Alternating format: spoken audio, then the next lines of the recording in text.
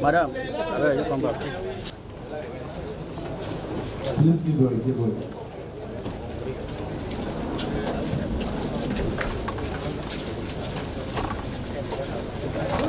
I'll end it up for you again.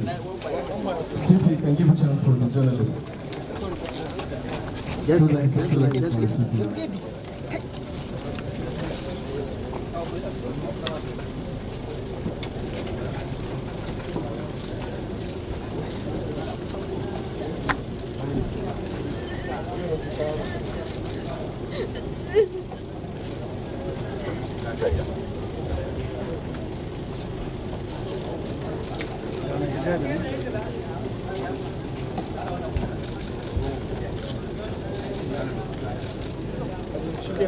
The Government House, you formally received them.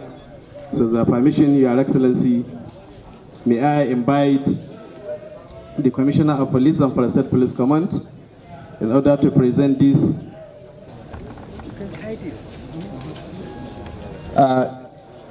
Your Excellency, as to introduce, and of course, as part of your effort to ensure that your senior government officials, ladies and gentlemen, member of the press, assalamu alaikum wa rahmatullahi ta'ala wa barakatuh. Da Allah muna roƙon a saurara da Allah. Barka da Allah.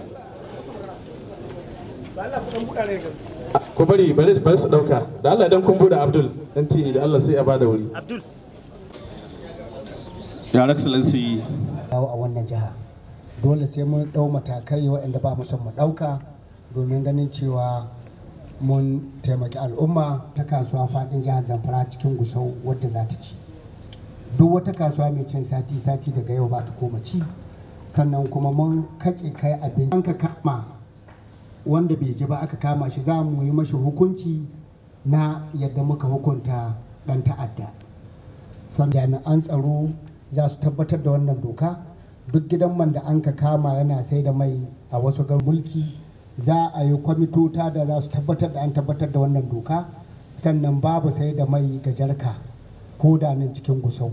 Duk gidan man da dole wannan abita za mu yi task force tare da jami'an tsaro. Duk mai gidan man da ya